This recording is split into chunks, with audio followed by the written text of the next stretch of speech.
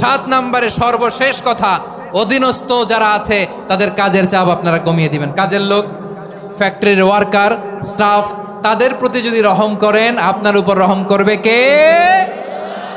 আমার প্রিয় ভাইয়েরা, এই আসন্ন রমাদান এটা এমন এক বরকতের মাস যে মাসে আমরা নিজেদের নাফসের উপর নিয়ন্ত্রণ প্রতিষ্ঠা করি। সারা বছর নাফস আমাদেরকে নিয়ন্ত্রণ করে, আর রমাদানে আমরা নাফসকে নিয়ন্ত্রণ করি। কথা বুঝতেছেন?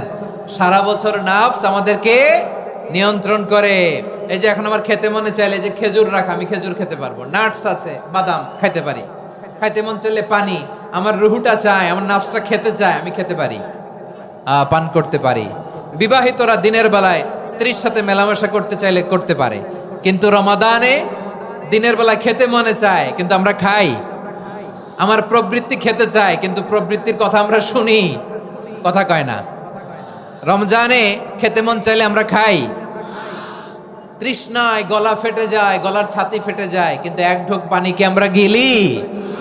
বিবাহিতরা দিনের বেলা স্ত্রীর সাথে কি মেলামেশায় যায় না।